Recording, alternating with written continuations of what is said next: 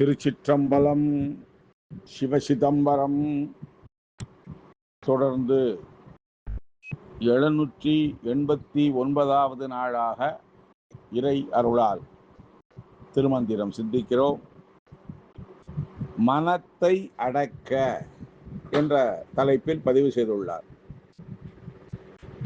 ஆயும் பொருளும் அணி மலர் மேலது வாயு விதமும் 16 உள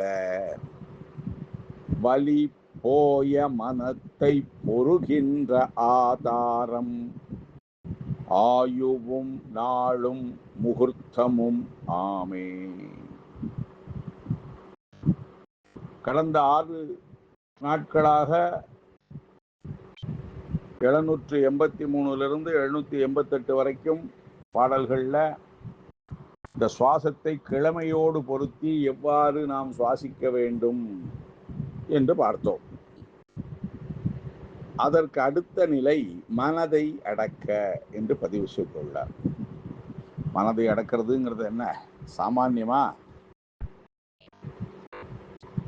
மனோஜவம் மாருத துல்லிய வேகம் என்று ஆஞ்சநேய சுவாமிக்கு சொல்லும் போது சொல்வார்கள். அவ்வளவு வேகம், மனதினுடைய வேகத்தை இத்தனை மைல் வேகம், இத்தனை கிலோமீட்டர்லாம் சொல்ல முடியாது. இங்க இருப்போம், திடீர்னு அமெரிக்கால ஒரு காட்சி நமக்கு மனசுல கொண்டு வந்து விடலாம்.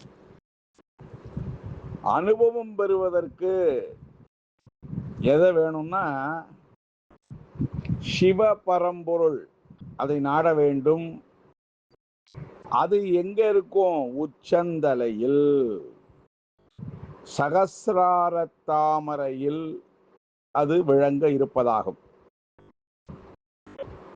இந்த சிவபரமானது அந்த பகுதி முழுவதும் நல்லா கவனிக்கணும், சந்திர மண்டலம் ஆகும். மனதுக்கு அதிபதி சந்திரன். இறைவனை சொல்லும் போது மனதுக்கு இனியான் என்று சொல்வார்கள். அந்த சந்திர மண்டலத்தில் பிராணவாயு எதன் மூலம் வருகிறது என்றால் கலைகள் 16. என்னது கலைகள் 16? திதி, அமாவாசை முதல் பௌர்ணமி வரை எப்படி கொண்டு நினைக்கிறார் பாருங்க.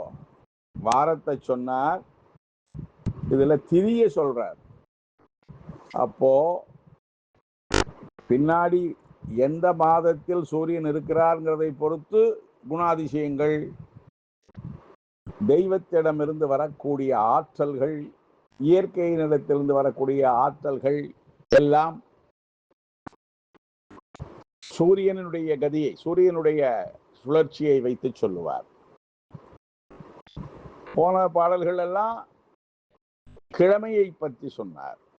இப்போ திதியை பற்றி சொல்லுகிறார். பிரதமை திதியை என்று சொல்லுகிறோம் அல்லவா? சந்திரனுடைய வளர்ச்சி வளர்விரை தேய்விரை என்பது போல் இந்த 16 கலைகள், இந்த 16 கலைகளின் ஆற்றலால் மனத்தின் வலிமை தொலையுமாறு பெற வேண்டும். மனத்தின் வலிமை நல்ல விஷயமாக இருந்தால் அது நல்ல அபிவிருத்தியாகும். நமது உடலுக்கு நல்லது, நம்மை சார்ந்தோர்களுக்கு நல்லது. எதிர்மறை எண்ணங்கள் வளர்க்கக்கூடாது. நல்லவற்றை வளர்க்க வளர்க்க வேதம் சொல்லுகிறது, மனஸ்ரேயசி ஸ்ரேயசி. அப்போ என்ன ஆகும்னா, இதே ஆற்றலால், இந்த மாதிரியான ஒரு தெய்வீக ஆற்றல் நம்மகிட்ட கூட கூட ஆயுளும் பெருகும். நாம் ஏற்கனவே சொன்னோம், திதியை சொன்னால், வாரத்தை சொன்னால், நட்சத்திரத்தை சொன்னால், யோக கரணங்களை தியானித்தால், பஞ்சாங்கத்தினுடைய அடிப்படையில் ஒவ்வொன்றுக்கும் அதுல ஆயுஷ், ஐஸ்வர்யம், ரோக நிவர்த்தி, காரிய சித்தி, வெற்றி அடைதல், இவைகளெல்லாம் இந்த திதி வார நட்சத்திர யோக கரணங்களை, இது டெய்லி மாறும். நாம டெய்லி பிறக்கிறோம், டெய்லி லயம், இரவு படுக்கும் போது அந்த நாள் எல்லாம் கிராமத்தில் சொல்வார்கள், புழைச்சு கிடந்தா பார்த்துக்கலாம், பிச்சைக்காரனுக்கு பார்த்துக்கலாம் பாருங்கள். எல்லாமே அனித்தியம். ஆனா அந்த நித்தியமானது என்னதுன்னா நம்மளுடைய புலன் அடக்கம். அதன் வழியாக நமக்கு தெய்வீக ஆற்றல், அந்த சிவ பரம்பொருள், அந்த சக்தி நம்மை இயக்குகிறது.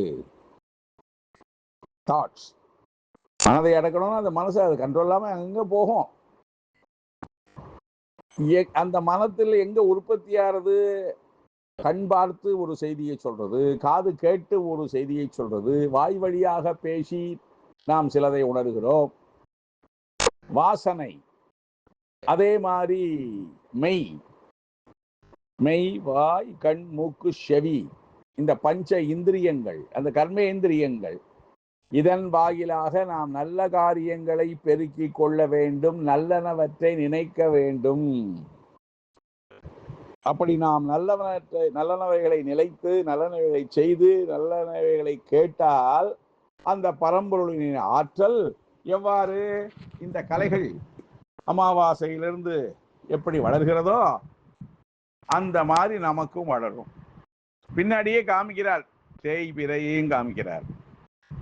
ஆக நமது வாழ்க்கையில் முன்னேற்றம், அந்த பரம்பொருளை அனுபவித்தல், பரம்பொருளிடமிருந்து ஆசிகளை பெற்றல், ஆற்றலை பெற்றல் என்பதெல்லாம் நமது மனதை பொறுத்தது. சோ மனதை அடக்க வேண்டும். மேலும் சிந்திப்போம். ஹர நம பார்வதி பதையே, ஹரஹர மகாதேவா.